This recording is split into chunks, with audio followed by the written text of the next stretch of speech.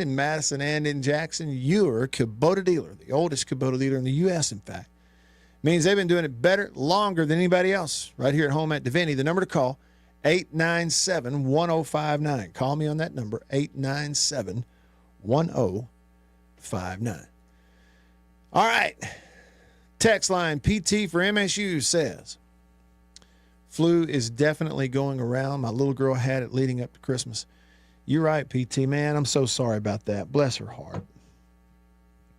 See, a little young, well, I mean, regardless, kid getting sick leading right up to Christmas. PT, I sure hope she got it over with and got it behind her before Santa Claus came through there. You're right, though. Boy, it is sure enough going around.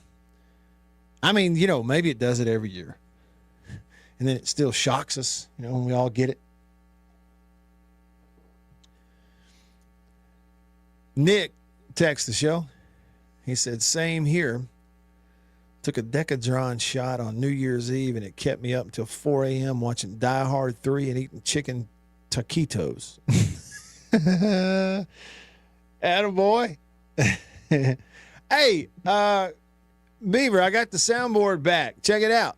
First time, 2025. Here we go. Hey, Beaver, what is a chicken taquito? Am I saying that right? Taquito, I think those are they're the little long round things, right? They kind of look like a stick. This is a horrible explanation. Okay, yeah. I only know what they look like. I don't think I've ever had one, and I don't even know if I'm explaining what it's probably best if I Google this and stop talking. Well, okay. Yeah. That's okay. They're exactly what I thought they were, but yeah, they just look like a stick. Let's just go with that. Okay, we'll go with that. I feel like that explanation's good enough. Right then we needed that Dennis Green classic soundbite from post-game NFL when he was the coach of the Arizona Cardinals. They are what we thought they were. That's what we needed. Okay, there they go. Nick sent us a picture. Now, how quick is Nick? He just sent me a picture. It looks like he gets them frozen. Chicken and cheese taquitos. Oh, Nick, where are you at?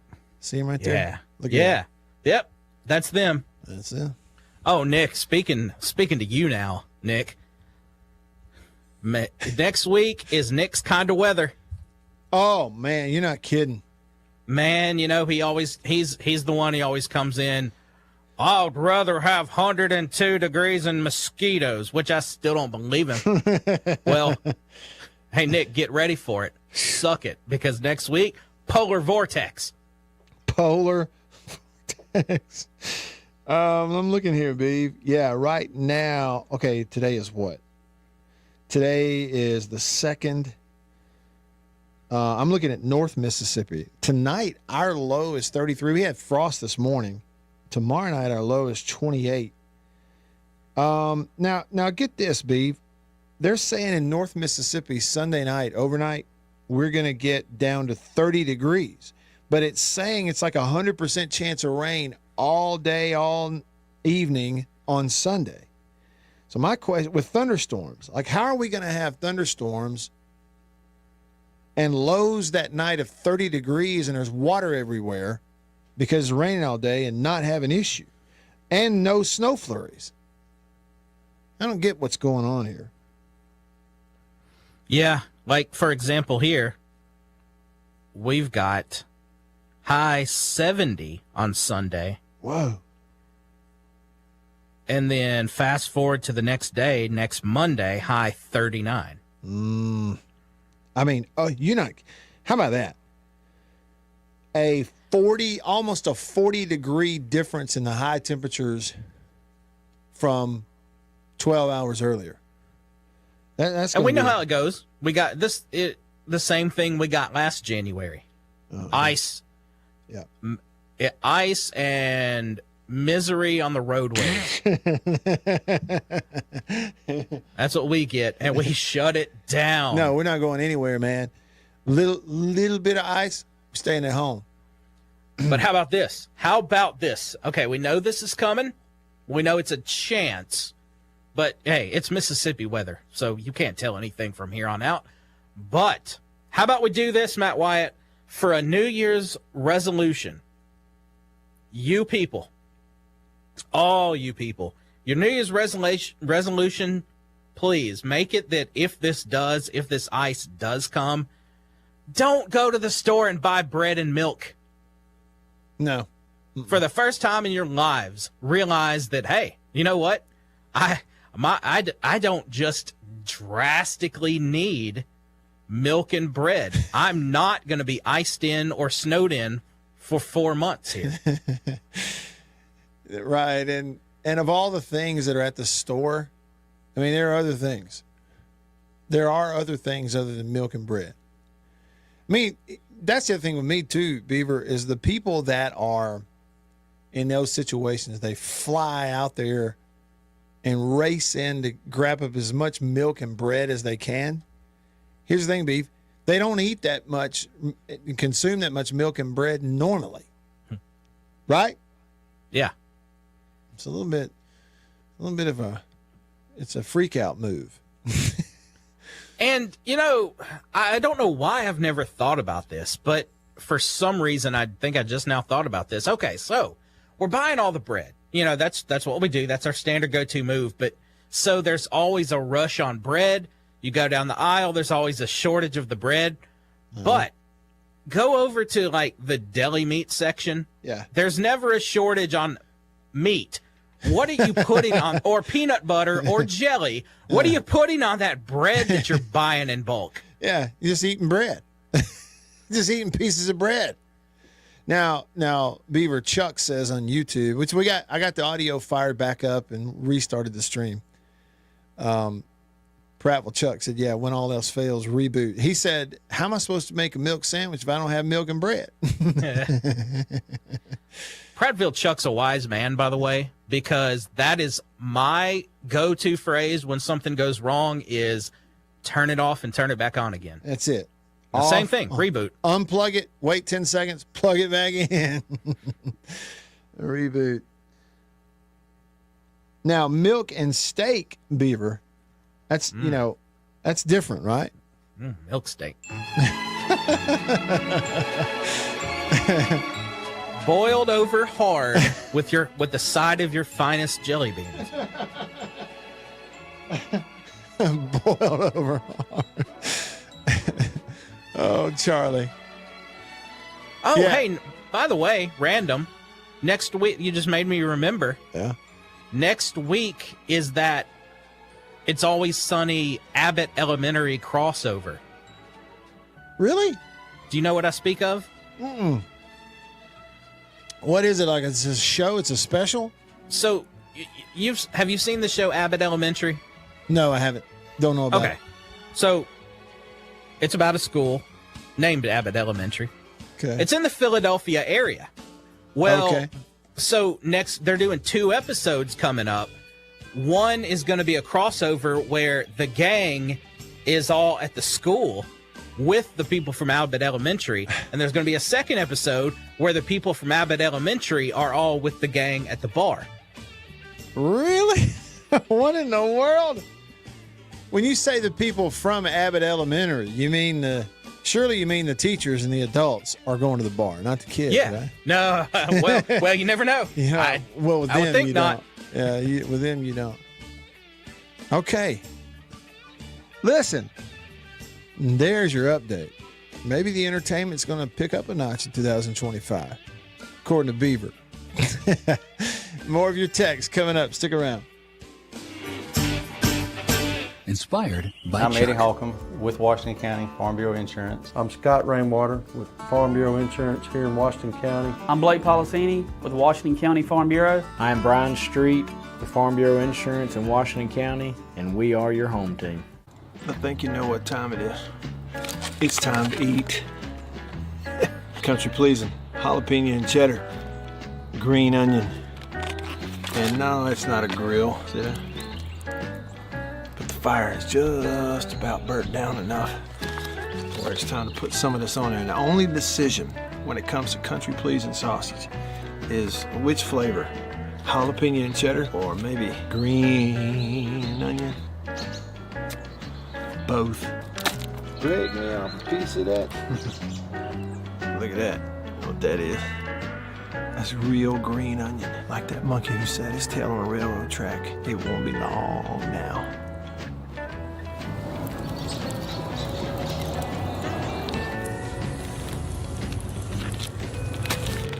Country Pleasing sausage, these flavors, and many, many others. Get them online at countrypleasing.com. At a grocery store near you, pretty much anywhere in the Southeast. Walk up in there and say, Country Pleasing, please. They'll know what you're talking about.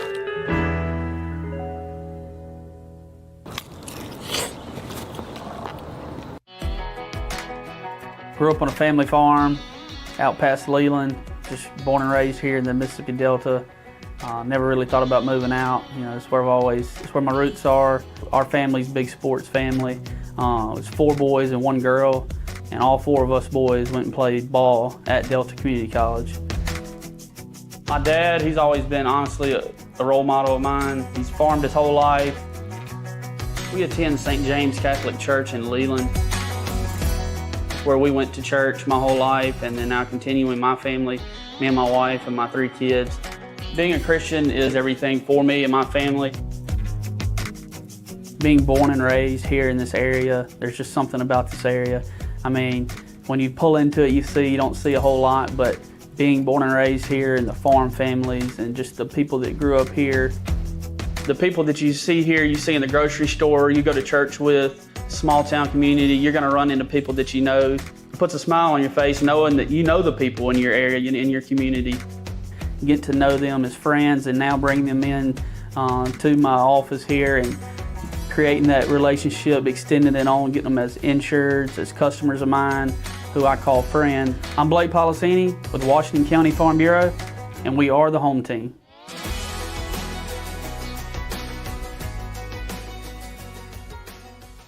Y'all have heard me talk about Murray West and murraywest.com. They made the hat that I'm wearing. Got the Natchez Trace logo on it. I've told you a little bit about what they are. Contract embroidery company here in Mississippi. Started back in 1996, family owned. They do a phenomenal job, and I got to go visit their place up in New Albany. Let me show you a little bit about it.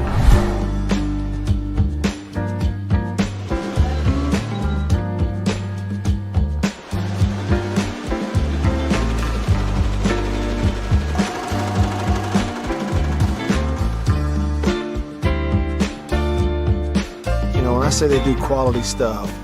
They really do. And so custom apparel, team stuff, I mean, really and truly, just about every high school in the state is sending their embroidered, team gear, jackets, shirts, hats, stuff. Baseball teams, football teams, they're sending it to the folks at Murray West in New Albany. You go to their website, murraywest.com, you go to the bottom, you can kind of see some of the or even losing a game. You're going to hear about them all and get to talk about it with Matt Wyatt right here, right now on the Zone 105.9 and worldwide at thezone1059.com. All right. Back with you. We hit reboot, so we're ready to go. And streaming. First show of 2025 here on this January the 2nd.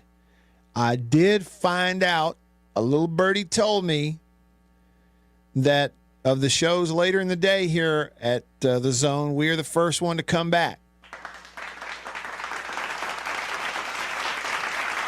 See, that's for us. Those applause are for us, Beaver. Hey, is Bo on in the morning? Has he been off, or is he doing shows? So, yeah, they came back today. Okay, all right. So we came back at the right time. We beat Jake back. Sure did. Not that this is a big deal. My man Jake. So Jake will be back next week. Is that right, B? Yeah, he'll be back Monday. Okay, looking forward to that. So full-on reaction from everything. And you have football more. I'm just being honest.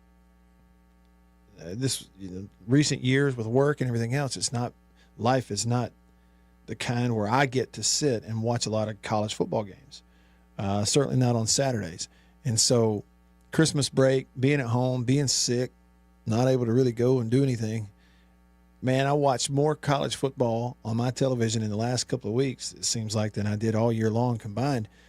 And I really enjoyed it. And then the other night, I started thinking, I'm kind of sick of it. I don't know. I'm so ready for basketball. And then somebody sent me a text about college baseball, and I was like, oh, are you kidding me? See, you shouldn't do this. You shouldn't rush things and kind of wish your life away, always looking 2 months down the road, can't wait for something to change. You got to be where your feet are. Be here, now. But I couldn't help it. Somebody sent me a college baseball text, and it was like I had this vision in my head. It popped up, and it was warm weather. Nick, I'm with you. Warm weather, grass popping out, getting ready to celebrate Easter. The left field lounge is full. I'm wearing short sleeves. I had to put on sunscreen. Baseball. Whew. I mean, I caught a glimpse, and then I was like, oh, wait. It's January the 1st. Okay, slow down. You got a top 20 basketball team for whatever that's worth. Again, the rankings in college basketball, I do not understand why anybody would care, but maybe it's just an indicator. Okay.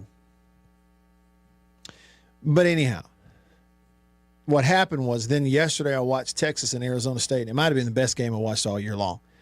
It was not sloppily close. These two teams were getting after it. Texas defense played as good as they played all year long for it looked like 3 quarters, and then here comes Arizona State. Plays made in overtime. I enjoyed it so much. So I'm back. I'm in. I'm not sick of it.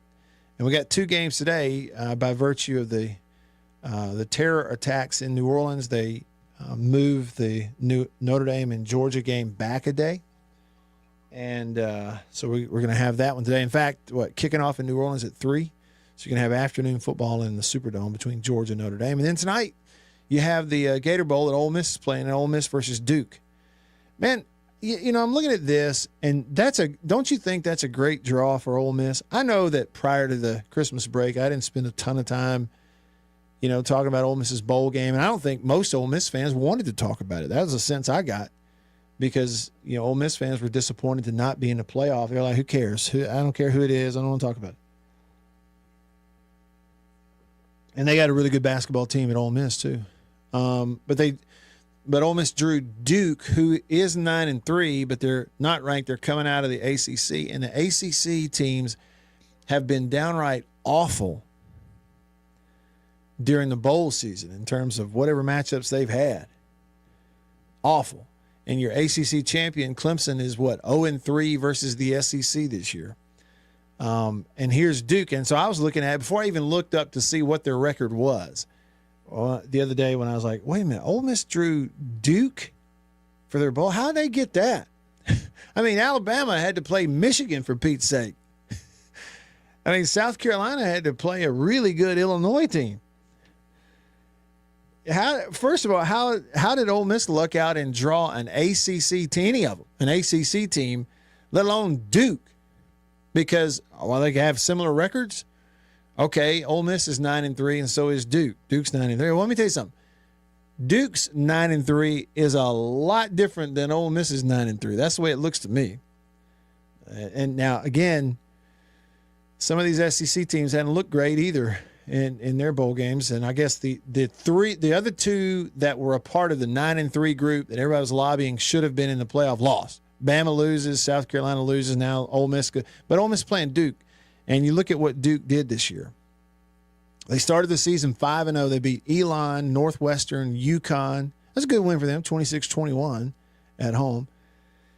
MTSU, and then a 1-point win over North Carolina. They had a 10-point loss on the road at Georgia Tech. They came back and beat Florida State, so that made them 6-1 to start the year. But you got to remember how bad Florida State was, and Duke struggled at home with them. after the loss to Georgia Tech. They came back and struggled. It was 23-16. I mean, it was actually a really competitive game. All right. They lost to SMU. Now, they played well in that one, Duke did, and SMU beat them by 1 point, 28-27. And then Duke just got run off the field by Miami. A 53-31 loss to Miami. That was their third loss of the year. The last one they lost. They finished the year on a 3-game win streak. They beat North Carolina State by 10. They beat Virginia Tech by 3, high-scoring game relatively.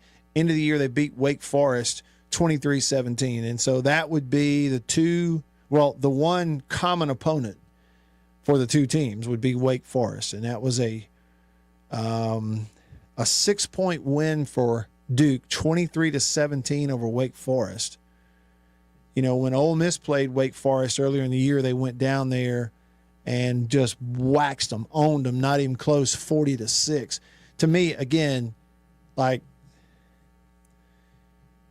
I do think there probably in reality is an element of there's a certain level of teams that are not necessarily automatically excited and ready to go for their bowl games. Okay? And that level is those that are just kind of right there out of the playoff.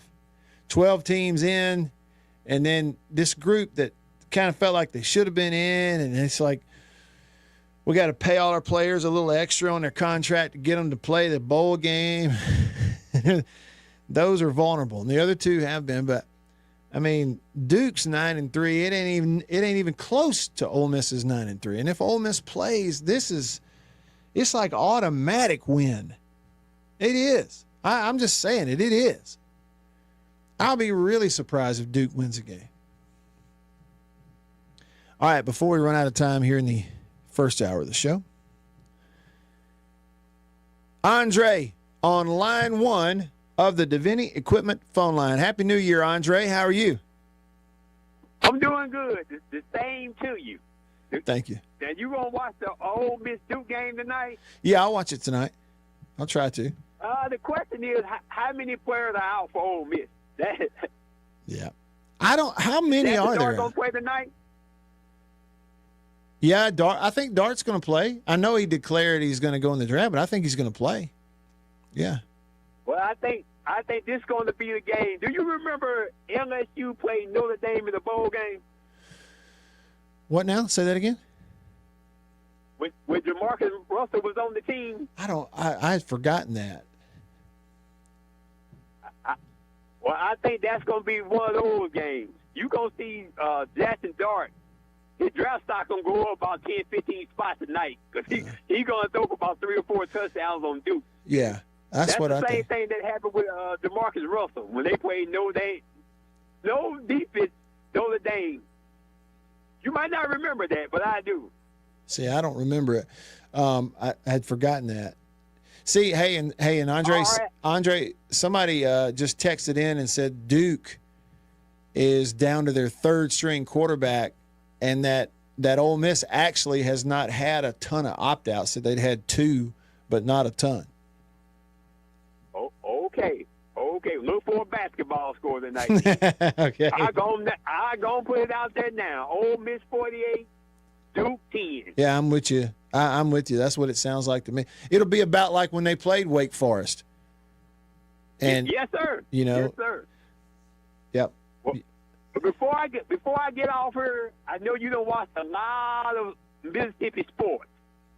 We just started the new year. What is the greatest win that you ever seen from the state of Mississippi? Basketball, football, baseball. If you had to just pinpoint one game, what would be the greatest win in Mississippi history? Yeah, I'm gonna put something on your mind today, man. Hey, Happy New Year. Happy New Year to you, Andre. Thank you. That's tough. Happy New Year to you. What a question. Okay. He didn't specify a sport. It could be anything. He said the greatest win in Mississippi history. Man, what a question. Would it be 6-3 over Bear Bryant in Alabama when they were ranked number 1 in Jackson? Would that be it? I mean, it's in the conversation, no doubt. All right, look, and I'm coming to all your texts. I know I'm way behind on that, but Real C, Denzel, Dog Tired, Beer Slayer, Chuck, Johnny Reb, Nick, Tyler, Jason, Jonathan, Vic, Land Rebel, CB95. We'll start hour 2 with your text when we come back. Stick around.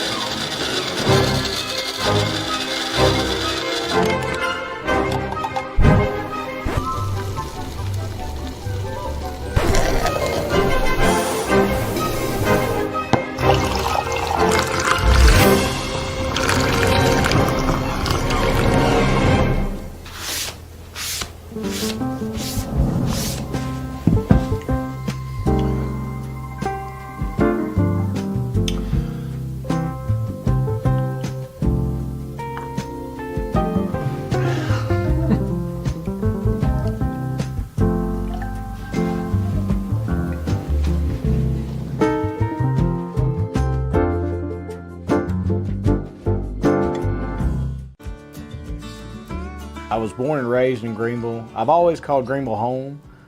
This is where I, was raised, went to high school, graduated high school, worked all my life here leading up to going to college.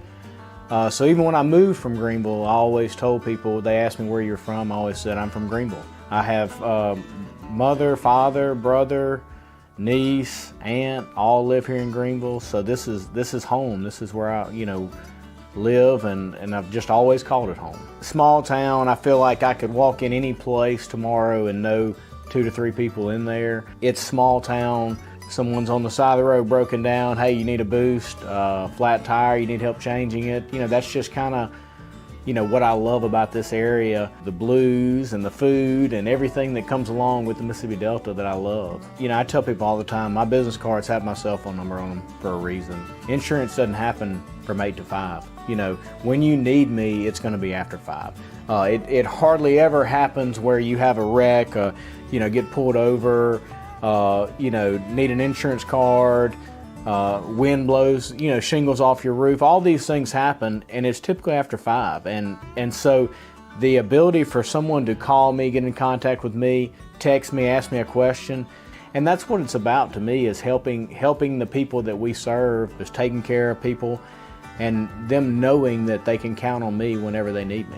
I am Brian Street with Farm Bureau Insurance in Washington County, and we are your home team.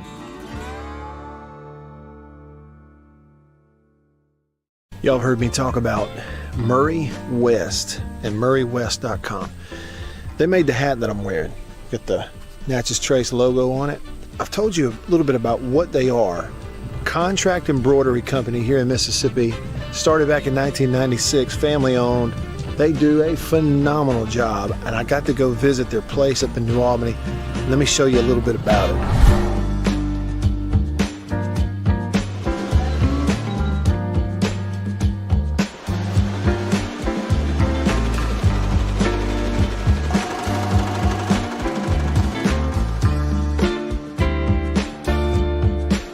When I say they do quality stuff, they really do. And so custom apparel, team stuff, really and truly, just about every high school in the state is sending their embroidered, team gear, jackets, shirts, hats, stuff. Baseball teams, football teams, they're sending it to the folks at Murray West in New Albany. You go to their website, MurrayWest.com, you go to the bottom, you can kind of see some of the Prairie Wildlife, Ole Miss Athletics, Gentile, others that they work with. Can't recommend them enough.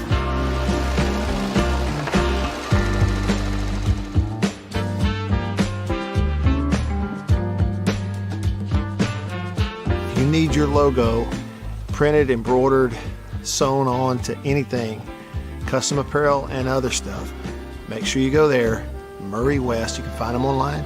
MurrayWest.com. That's MURRY West.com.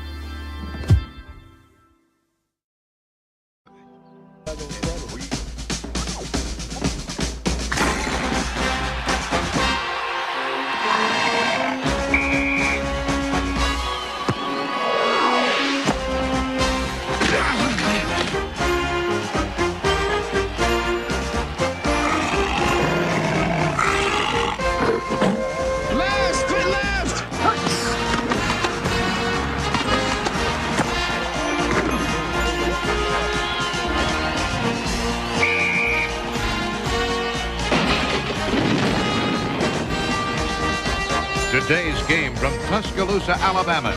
Time was, their breakfasts were gloomy. They just didn't feel right, and they didn't know a delicious cereal could help their sad plight. So they tried this and tried that, but irregularity kept coming back all the same. For as often the case, lack of bulk in their diet was actually to blame. Once at the grocer's, the wife was so drooping and sagging that a neighbor said, "Get on Kellogg's All-Bran wagon. Why, All-Bran has a flavor that's scrumptious to eat. So rich and nut-like, makes breakfast a treat. And of course, Kellogg's All-Bran can help you each day to youthful regularity, the dietary way." "Well, it might do some good," said the wife with a sigh. "Guess I'll get some All-Bran and give it a try." Soon, breakfasts at her house were happy and bright, for delicious Kellogg's All-Bran set their day off right. Yes, All-Bran supplies all the bulk in your diet, you see, that you may need for youthful regularity. And no half-brand cereal possibly can provide this help as surely as Kellogg's All-Bran. A delicious... And live at the Zone 105.9 and worldwide. Now, here we go. At the Zone 105.9.com.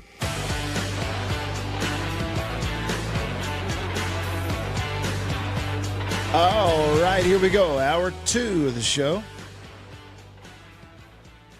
Hour 2 off and running with you here in the Bureau, the Mississippi Farm Bureau Insurance Studio. Farm Bureau, go with the home team. Now, listen, first show of the year, brand new year,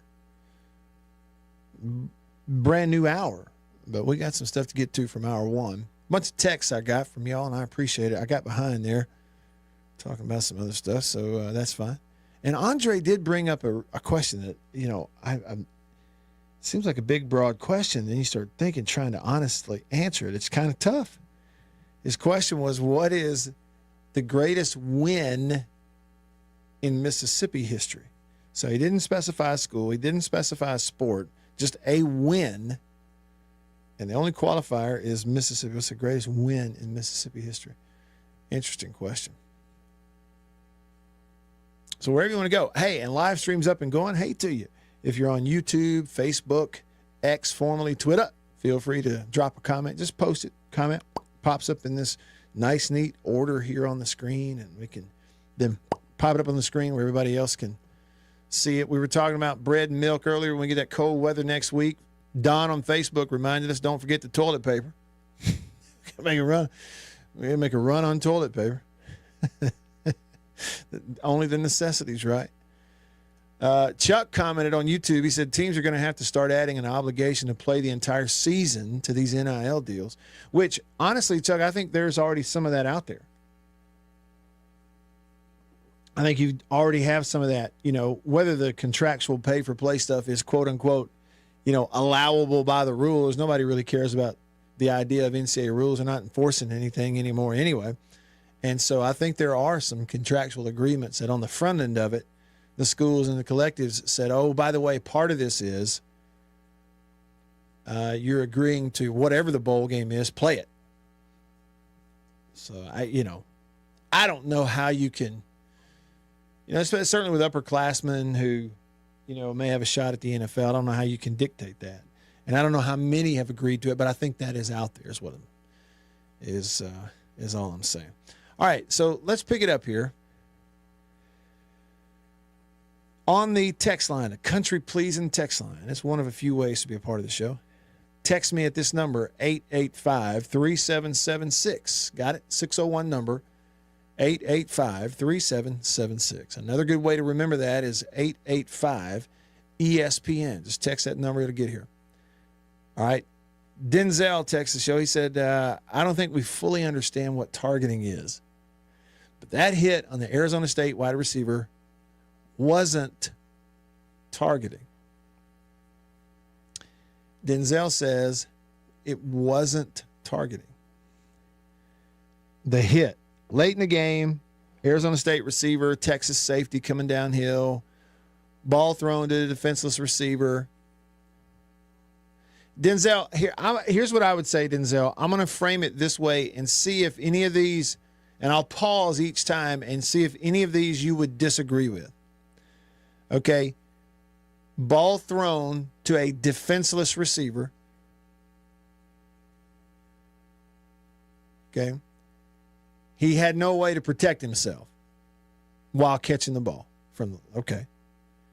Safety coming downhill for Texas, leaned in head first, and the first thing to make contact between the two players was the helmet and face mask of the Texas safety against the helmet and face mask of the defenseless receiver.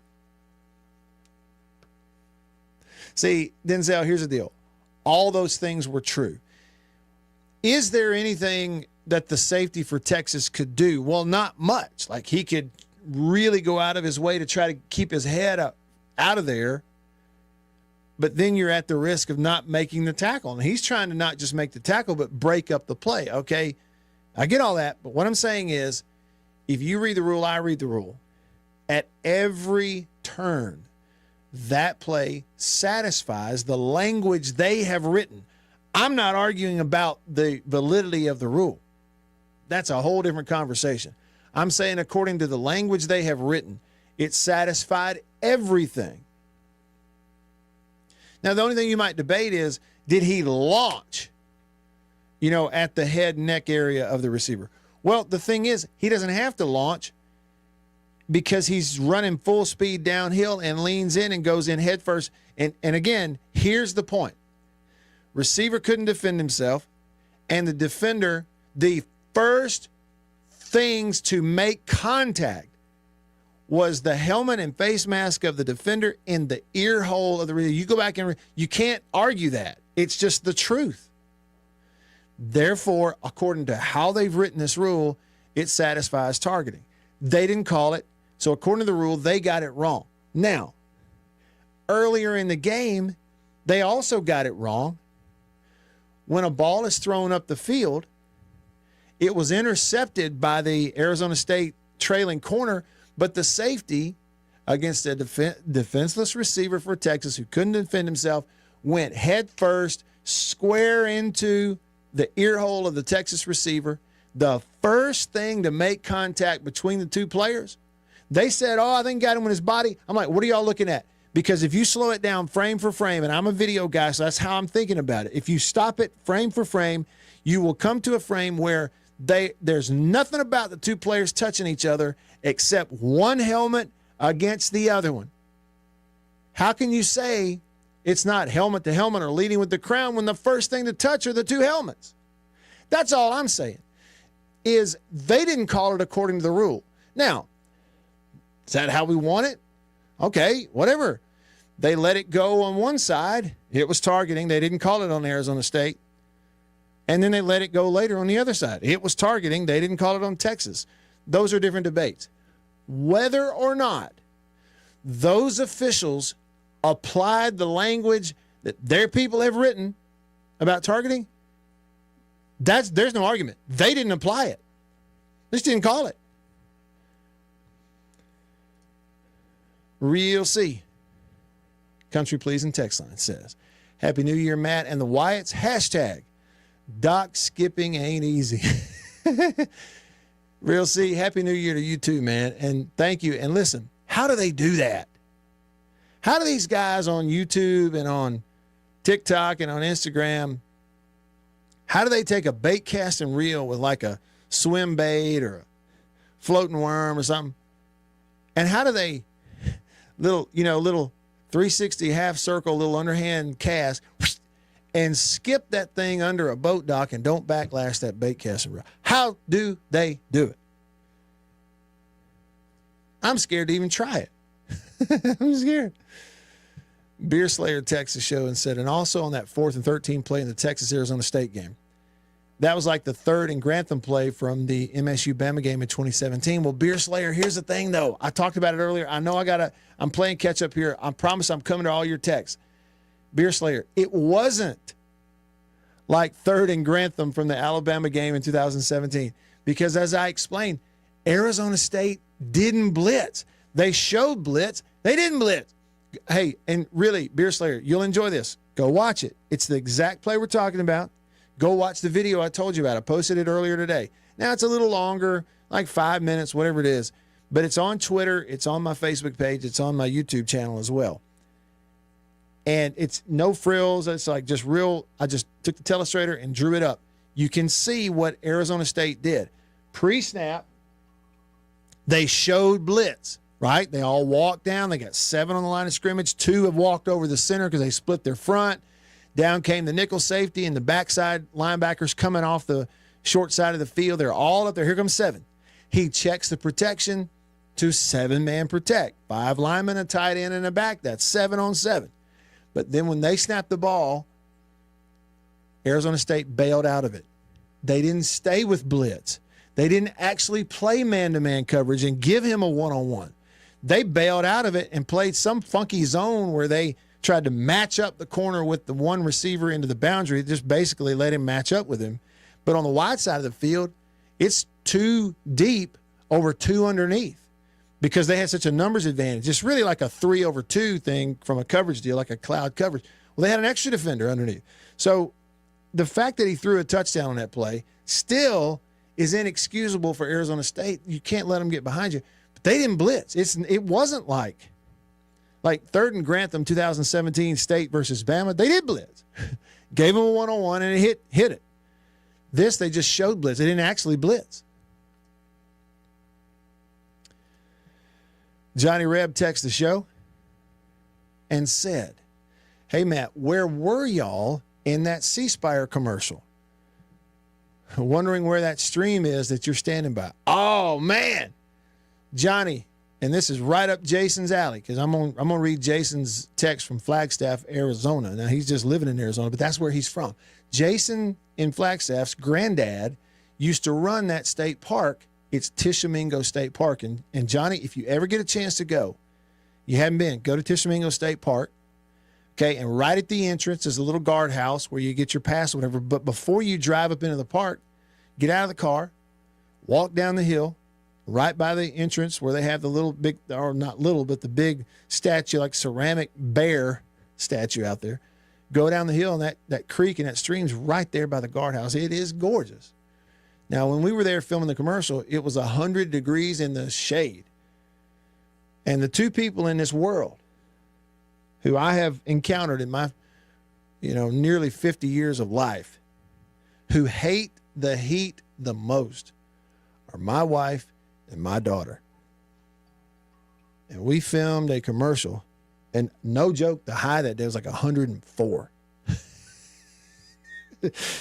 They spent some time in the car in the AC between shots. But it is a beautiful place. You need to go there. Tishomingo State Park.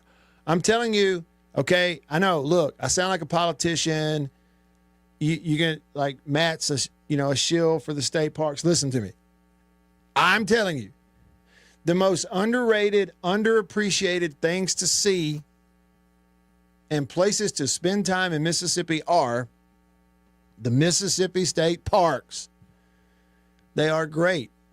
That Tishomingo State Park is phenomenal, in my humble opinion. Tyler texts the show, talking about freezing rain we may get later. He said, freezing rain going to candy coat everything with ice. That's about what may happen. I can't figure the forecast out.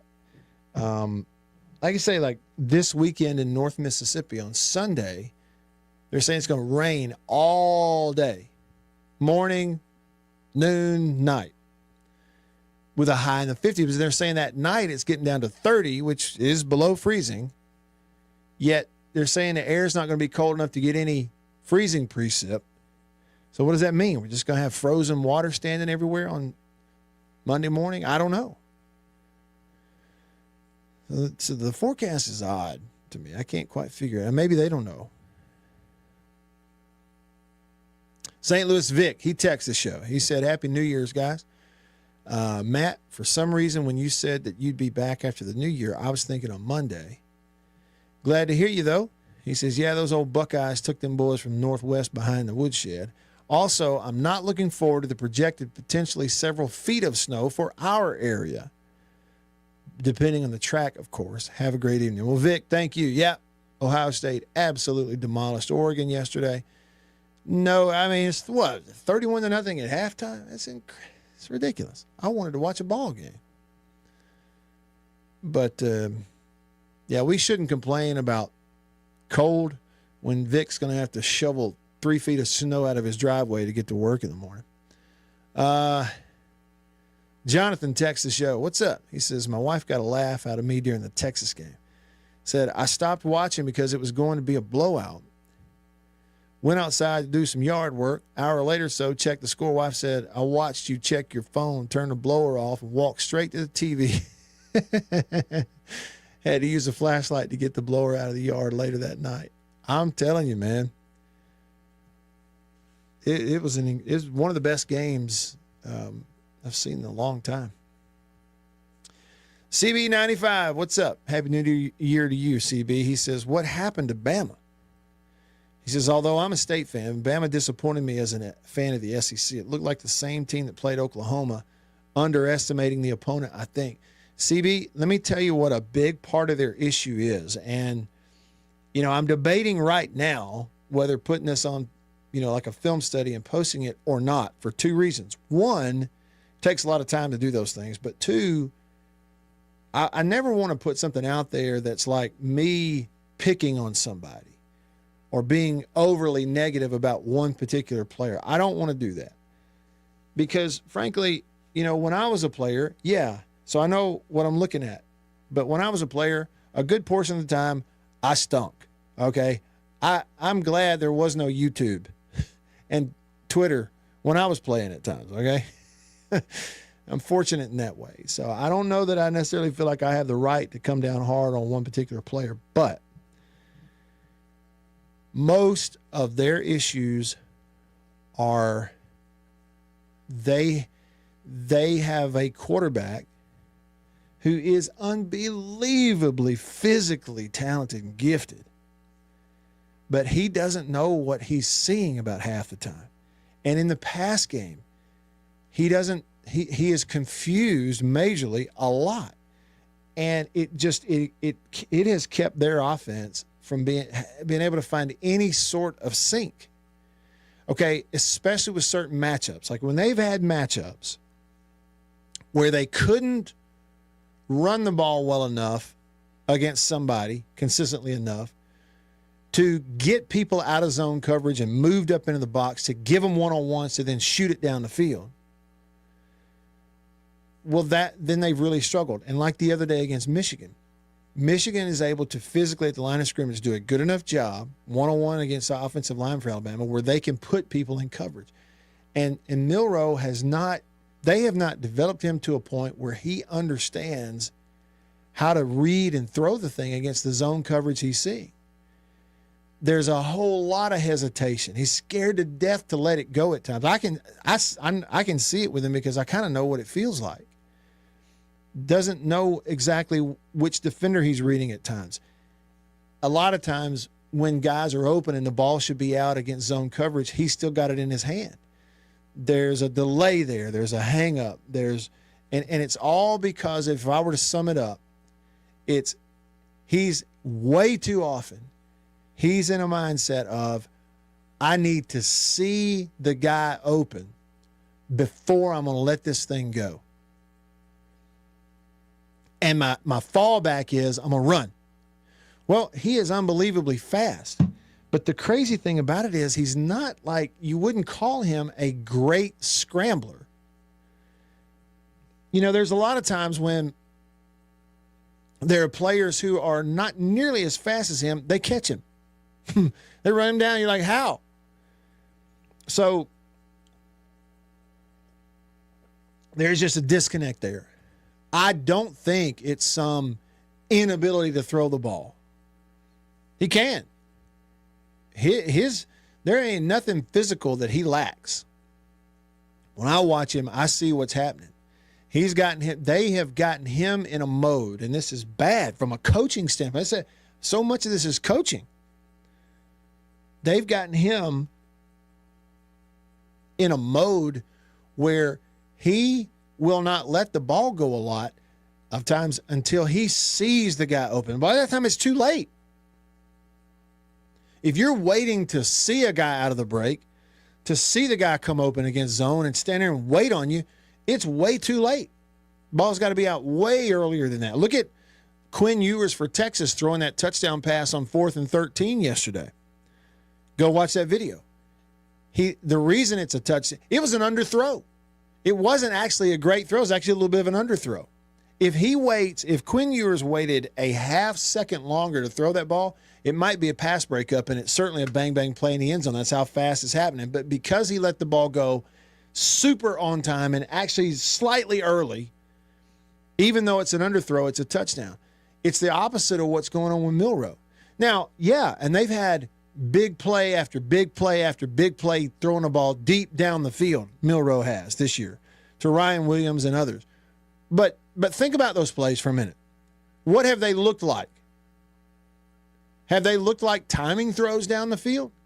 By that I mean catch, play action, turn, foot in the ground, zip, ball's gone really early and he runs under it? No.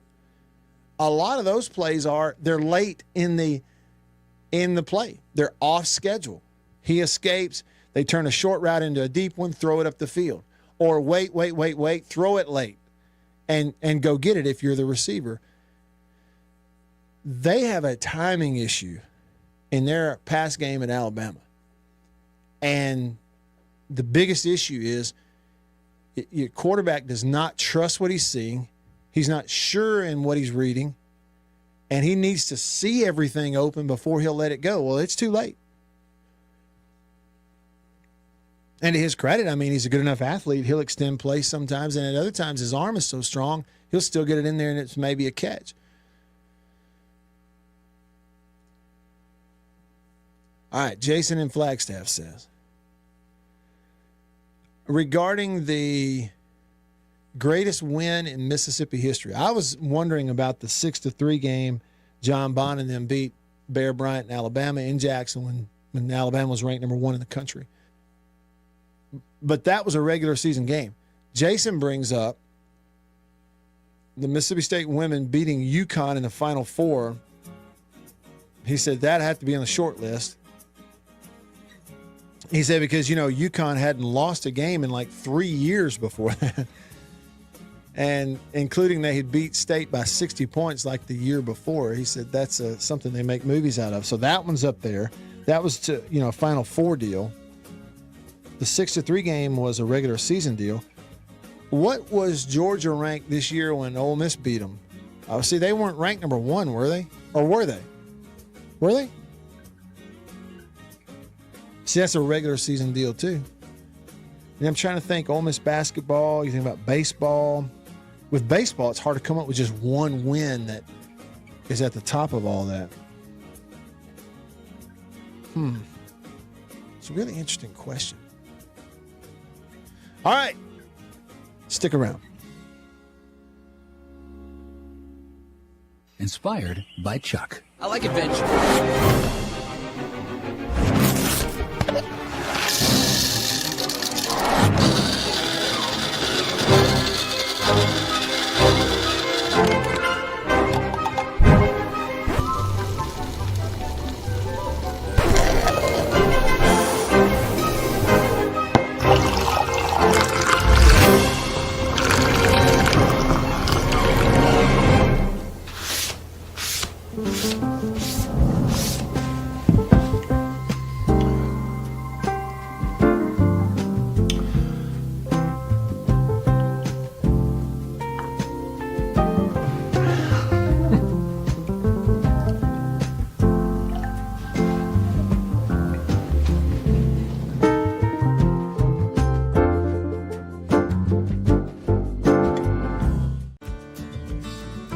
I was born and raised in Greenville. I've always called Greenville home.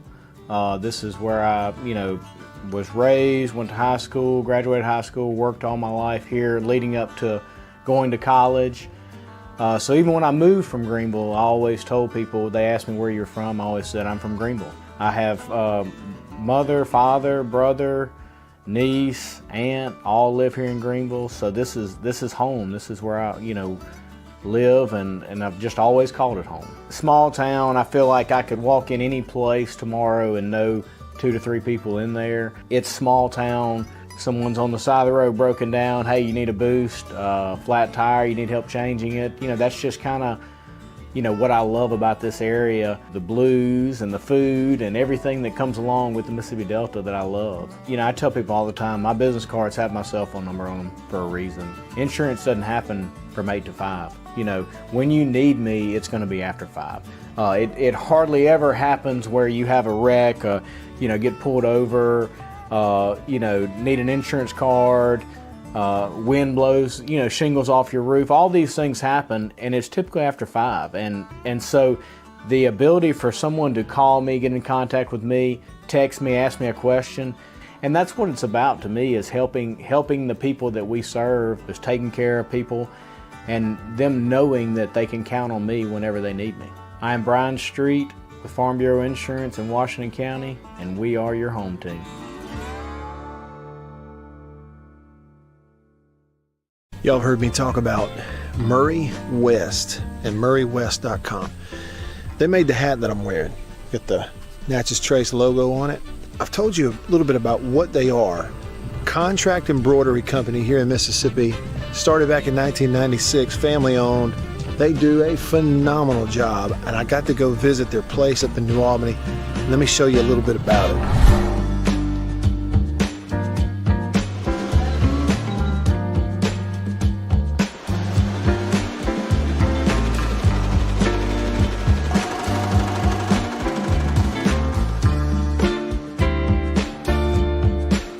I say they do quality stuff. They really do. And so custom apparel, team stuff, I mean, really and truly, just about every high school in the state is sending their embroidered, you know, team gear, jackets, shirts, hats, stuff. Baseball teams, football teams, they're sending it to the folks at Murray West in New Albany. You go to their website, MurrayWest.com, you go to the bottom, you can kind of see some of the Prairie Wildlife, Ole Miss Athletics, Gentile, others that they work with. Can't recommend them enough.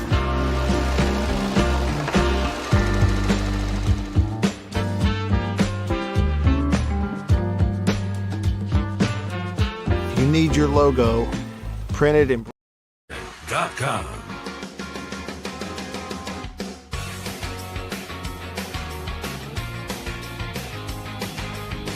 Yo, here we go. Back with you. Now this is fun. Will, Happy New Year to you. First text from Will says Happy New Year, and back at you, Will. Glad you're here. Looking forward to this year on the show. Appreciate you and others being a part of it. Appreciate Sven over in Berlin, Germany. All the way over in Berlin, Germany. Says Game 2 in Omaha against Vandy in 21 was the foundation for state's only national title, and it broke Vandy. June 29th, 2021, that 13-2 win was it for me. So Sven says that was the greatest win in Mississippi history. Now, here's the thing about it. Like, I'm a state guy. Sven, you're a state guy. The question Andre raised was the greatest win in Mississippi history. And so he didn't specify a school or a sport. And it's interesting, you know, maybe I'm less familiar with, you know, the different histories of other ones, of other schools and what might be the biggest ones, but, you know, national type stage stuff has to play a factor in it, I would think. But it's hard to come up with a definitive, sure enough answer that I think everybody agrees with. Coach Wilk, look at here. My man. Happy New Year to you, my man, Coach David Wilkerson. Hope you're doing well. He's on Facebook. Coach Wilk knows a little thing or two about football, about offensive football, and about playing quarterback and coaching them. Long time high school, junior college football coach here in the state of Mississippi, and friend of mine. Hey, by the way, Coach, I hear that you got a new grandbaby. Atta boy. Nothing like it, man. So hello to you and the family. Okay, and we were talking quarterbacks. Coach Wilkes said, totally agree with you, Matt, concerning blitz looks at the rush. You know, concerning blitz, looks at the rush, and then he freaks out. It's talking about Milroe, trouble with reading coverage, holding the ball too long, and it's concerning. And see, that's the thing, Coach Wilk. To me, he's talking about Jalen Milroe. You know, when I see a kid going through it, especially who's played as much football as he has. It's like a little different when it's maybe a younger player. Like a lot of times what I think you see, Coach, and I wonder what you think. You see a freshman, like a really talented freshman and who's coming out of high school, there's no hang-ups because, they're coming out of high school where everything was easy. They were so much better. They could do whatever they wanted to do. And so you just kind of flow. You just flow. You play. There's the read, zip. Oh, deep ball, zip. Run around, make play football. So freshmen sometimes can be different. But what will happen is they get in that sophomore lock going on where all of a sudden now they know more. They've been coached more. They're considering more. I've watched them, a million hours more of film. And so now I'm seeing everything that's happening. Now I'm starting to think. And you got to think. There's like a certain amount of thinking.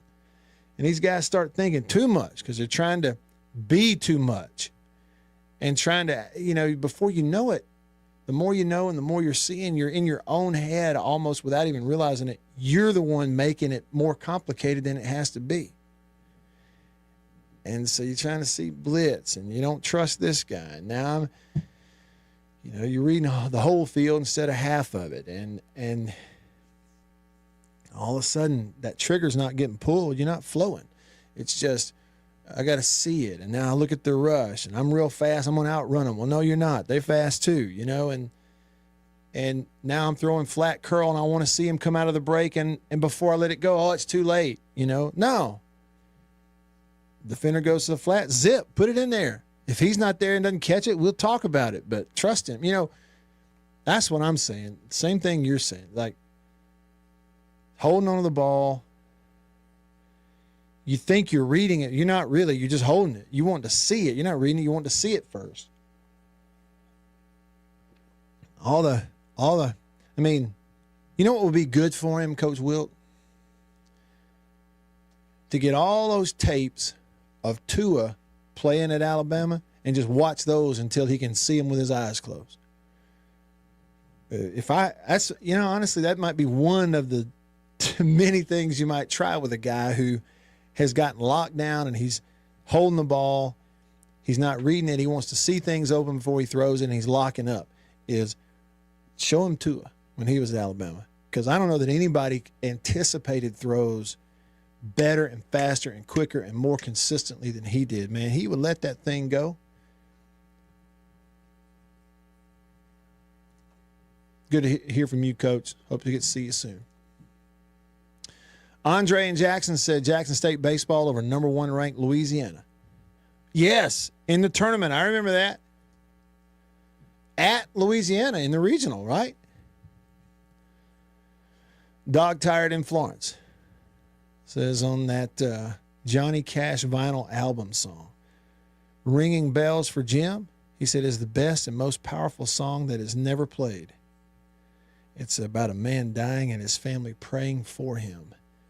I have to look that one up. I'm not familiar with that song, Dog Tired. Thanks for sharing it.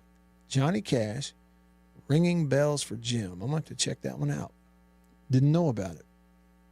Airborne Dog says, the most underrated play that no one is talking about in the Arizona State-Texas game was when the offensive lineman suplexed Scatterboo into the end zone. Sure did. He wasn't scoring, was he? Until he got bear hugged and dragged in there by one of his offensive linemen. CB95 said, greatest game in Mississippi history, greatest win in Mississippi history. He said, MSU baseball championship mic drop. Yeah, national championship, you do it against a Vanderbilt, you do it with a Kumar Rocker on the mound, right? I mean, it's right there for sure. It's in the argument for sure. Jason in Flagstaff. Matt, he says, no offense, but how long have you been in Tupelo? A long time, Jason. A little over 20 years. He says, surely you've seen Dick Rice, John DeLusick, or Matt Lobhon show a warm front in front of the cold front, and by the time the cold front gets through, there's no moisture left. He said it only happens 60 times a year. I know, but I'm just, Jason, what I'm saying is I've seen that, but there's always a spike on the precipitation deal. Like if you're looking on the screen, it's the other way. But for me, my left to right would be like, it's like 10%, 20%, 20%, 20%, 100%, 100, and then 90, and then 70, and boom, it comes back down. It's like front, moisture, and then cold on the back of it. This thing shows solid rain for like 12 hours. And then a low of 30. That's why, okay. Look, Jason, I'm not a weatherman. That's why I watch Live Han and all them. They're supposed to know. They say it's not going to snow. I just trust them. My daughter wants to see some snow. Greatest game, D. Manning said, championship clinching game for baseball for State or Ole Miss. It's not close. Well, and, you know, in the state of Mississippi, as crazy about baseball as we are, you know, one of those baseball wins is probably the answer. Now, here's someone else bringing up the women's basketball win over UConn. And you know, again, it's in the conversation because it wasn't just a win against a highly ranked team. I mean, nobody beat UConn for like years until that. And then Real Unnamed Texter said, I want to say one of the state baseball games leading up to College World Series Championship, but I would say the greatest win, in my opinion, is State's women's basketball win against UConn. So several votes for that. Somebody also mentioned, let's see, it was Gene on Facebook who mentioned Auburn, when State beat Auburn to go to number 1. I mean, that was a big one for sure. Regarding Alabama, Milroe, Coach Wilkes said Bama might be asking him to do things that he has trouble doing. With his experience, it should be lots better reading it. Hey, I agree with that too. I agree with that. David, I couldn't help but think, you know, from a coaching standpoint, you know, when I see that, you see a guy who,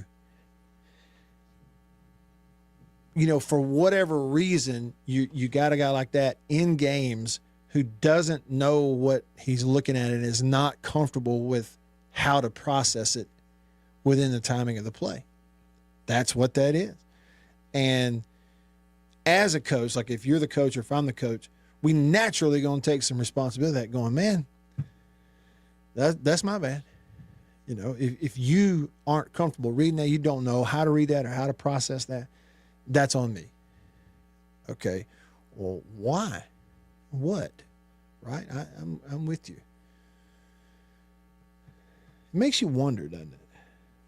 Because look, I'm telling you, from an ability standpoint, that dude, that kind of athlete with that kind of arm strength, and even mechanically, the guy is like, I just like watching him throw. Milroe. Okay, but then it just proves that there's a whole lot more to making the offense go than just the raw ability. Because if you could pick and choose the raw ability for a player, you're going to pick what he's got every time if you could hand pick it. But there's something that, like he's seeing ghosts all over the place, hanging onto the ball, and like it ain't working. Whatever they're doing, it ain't working. Will said, what was your take on the non-targeting against Texas and, you know, against Arizona State? The Texas player, it was targeted by definition. But the Arizona State guy did it earlier in the game on the interception. They didn't call it then either. They just weren't going to call it. All right, a little bit of time left with you here on this first show of 2025 for us. Your texts coming up. Stick around.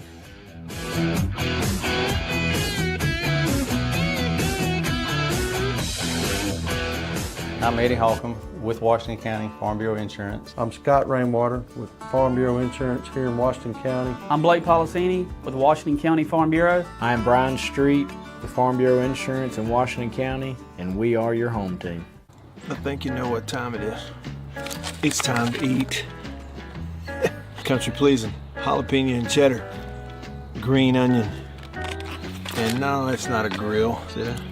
But the fire is just about burnt down enough where it's time to put some of this on there. And the only decision when it comes to country pleasing sausage is which flavor jalapeno and cheddar, or maybe green onion. Both. Break me off a piece of that. Look at that. You know what that is? That's real green onion. Like that monkey who set his tail on a railroad track. It won't be long now.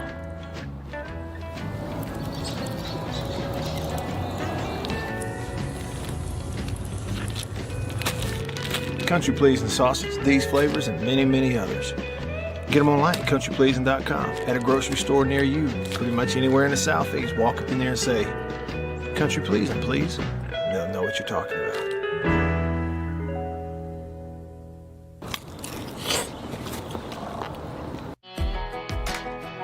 Grew up on a family farm out past Leland, just born and raised here in the Mississippi Delta. Never really thought about moving out. You know, it's where my roots are. Our family's a big sports family.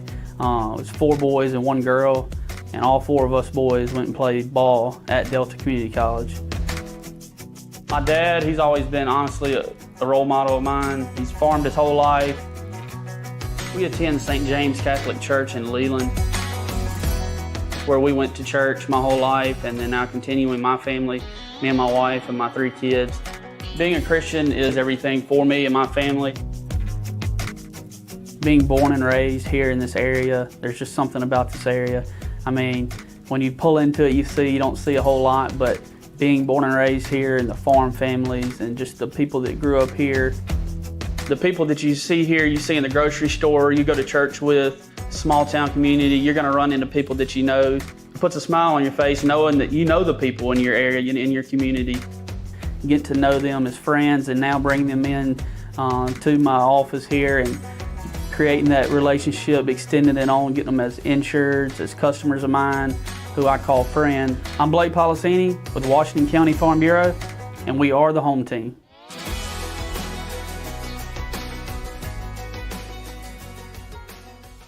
Y'all have heard me talk about Murray West and murraywest.com. They made the hat that I'm wearing. Got the Natchez Trace logo on it. I've told you a little bit about what they are. Contract embroidery company here in Mississippi. Started back in 1996, family owned. They do a phenomenal job, and I got to go visit their place up in New Albany. Let me show you a little bit about it.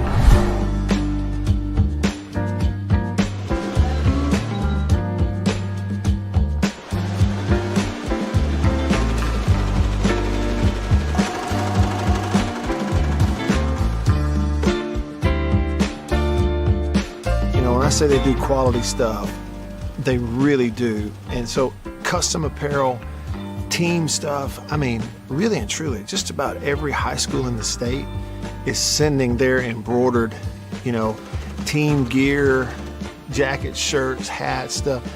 Baseball teams, football teams, they're sending it to the folks at Murray West in New Albany.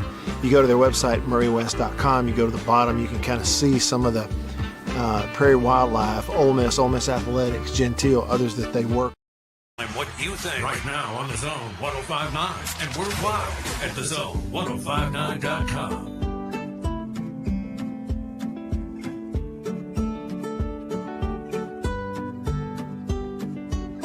All right, back with you. Yeah, I'm with you on that, Will. That's kind of what it seemed like.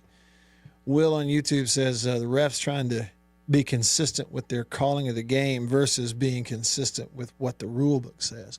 That's what I described it as. Like both of those plays, according to the way that they have written the targeting rule, then both of those plays on the Arizona State interception where the other guy who didn't intercept it, the safety came over and just ear-holed the Texas receiver. First thing that makes contact are their 2 helmets. One's defenseless. It's helmet, crown, leading, all this. So according to the way they've written it, that's a target. But they didn't want to call it and didn't call it in that situation. It's kind of like sending a message. Hey, we're not deciding these games and these plays with targeting, okay, unless it's egregious. So that's what they did on the one at the end when it was reversal, and this was the Texas safety coming down on a receiver.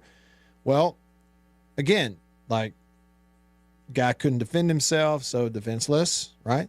Trying to catch the ball, never saw him, gets a hit in the ear hole, and when the two make contact, the first thing that hits are the two helmets. They satisfy the rule. But they showed you earlier, we're not going to side this game with targeting unless it's egregious. They didn't call it. There it is. All I'm saying is, the fact to me is there's an officiating crew who said, and a replay guy who said, I ain't calling it. I don't care what the rule book says. I'm not calling that and deciding this game with a call like that unless it's egregious. That's the message they sent. Okay, fine, roll with it. And that's kind of what they did. Dogfather on the country pleasing text line. Country pleasing sausage on grocery store shelves all around the Southeast said Auburn 2014 will be hard to top that feeling. No doubt. You know, from a state perspective, you know, biggest win in your program. Yeah, that was pretty incredible. Something that, from a football perspective, state had never experienced before. A game like that with that kind of thing riding on it. It's just it wasn't in the postseason, right? So for sure. Hey, let me see if I can get his attention. See if Beaver's still awake. Hey, B. Hey, Matt White. Guess what I did during the Christmas break before I got sick? What? I was sitting on the couch one morning. It was like the day after we'd gotten off the air or whatever. And we were set to make a trip to Vicksburg to visit Annabeth's family for Christmas. And the day that we were going to leave, like it was a Saturday, we get up. I'm sitting on the couch downstairs drinking coffee. Well, out of nowhere, Annabeth and Mary Liddy walked up to me, which is odd, right? Because that time of morning, they're usually waiting for me to wake them up or whatever. They walk, and I kind of turn my head and look, and they're smiling, and Mary Liddy hands me something. She goes, here, the early Christmas present. I was like, what is this? What is this? And it's a little piece of paper wrapped up in like a bow ribbon. I untied it, opened it. You know what it was? That day, later that day, that afternoon, they had surprised me with, they had made a reservation for us at the new Top Golf in Ridgeland. And they had their grand opening the day before. So I got to go to Top Golf in Ridgeland on the first day that it was open. And they went with me later that day, that afternoon. And man, I had an ever more blast hitting golf balls at those targets. And the venue was nice and clean. They got a restaurant on the inside, you know, places to sit. Beaver, they have an entire like putting course that you can go out there and do that if you want to also. And then when you're in your bay, okay, and you're hitting golf balls at the targets, what do you got, the net, they got music playing. Well, in your bay, you have a table. You can order food, sit around, eat, whatever you want to do. I was really impressed. My first time to go. And I Beaver, I'll be honest with you. I'm there. I'm with Annabeth. I'm with Mary Liddy. We're having the experience right there in your backyard. And I did have the thought. I just wanted you to know I did have the thought. The only way this could be better is if Beaver was here. I mean that. Well, I appreciate you thinking about me. If true. Yeah, it's true. So I can't pretend anymore that you didn't already tell me this story. Did I already tell you that story? When did I tell? Was it on the air or was it on the phone? You called me. Oh, I forgot I called you. Okay. Well. Now, but that does sound neat because you told me. You said there's like a screen in front of you and there's different like games you can play while you're hitting the balls? Yes. There's this like where you stand on the mat to tee the ball up or hit it off the, you know, to hit it out towards it. There's this giant screen in front of you right there also. Okay. And then back behind you right over here on the corner where everybody that's with you can see it and you can, it's a touch screen. You can choose like, again, I told you, I think the one I played was Angry Birds. And okay, so I choose this particular and I hit start. Well, when I put the golf ball down, of course, I'm looking out here. I'm in the open air. I see flags and targets. There's 150. There's, whatever. But on the screen in front of me, it's showing me this like video game Angry Birds thing. And it says on there, like, here's the target I'm trying to hit on my first shot. And it's this many yards or whatever. So you put the ball down and you hit it out there to that target. And then you look at the screen, and the screen is showing you your ball in flight and all as if it's in the video game. Does that make sense at all? Uh-huh. Yeah, and it would be a fun thing to do for people who really aren't golfers. Or for me, I'm a golfer. Okay, so I don't even need that. I can stand there and enjoy it, hitting balls, just seeing how accurate I can be at different distances and hitting different clubs and all, which is kind of what I do. But even for someone who doesn't enjoy golf, it would be fun because it's like playing a video game in front of you, but it's based on where your ball goes out on the range. It's pretty neat. And there's all kinds of different games and stuff, and it's all over my head. But anyway, yeah, it's pretty neat. That does sound neat. We talked about this. I am not a golfer, Yeah. but that Topgolf place it has always looked really cool to me. And what I'm hoping they do this. They probably won't here. But remember when you were telling me, I told you about this ill-fated trip that I took to Nashville. Yes. Because there was a dude playing there, and he was having a concert at Topgolf. And he was having this special, like, meet and greet before the show, and it was all at the Topgolf. Mm-hmm. I thought that was pretty neat. So That is neat. I'd like to see our Topgolf here do something like that. Yeah. Well, and the venue is big. Like when you go in, they kind of have like this one, it's kind of like a restaurant bar area. These gigantic televisions up there. There were 4 of them. They had different games going on that particular Saturday. And then, again, next to that, it's like an outdoor putting area. It's like putt-putt, but it's much more like actually putting on greens at a golf course. Okay, and you can you got that available to you. Anyway, it's pretty good. How about this? Will just said on YouTube, Will says, hey, Matt, little tip. Topgolf is 50% off on Tuesdays. Not the food, but the golf. Appreciate the tip, Will. Well, look, first show of 2025 is just about in the books. Got about a minute to go. Want to, first of all, everyone listening, it is really kind of, humbling to be off for 2 weeks for Christmas and come back for a show and everybody's texting in and listening and on the live stream, even though we had to reboot the live stream halfway through the first segment. I'm so thankful for y'all and for you listening to the show and being here and doing that. It makes it worth it. I just can't say thanks enough. I really do appreciate you. I know Beaver feels the same way. I don't know what I expected, but first show back after being out for Christmas for 2 weeks, it just almost, I wondered if anybody would be around to listen today, but we've had a great show and just can't thank you enough. Really appreciate Beav.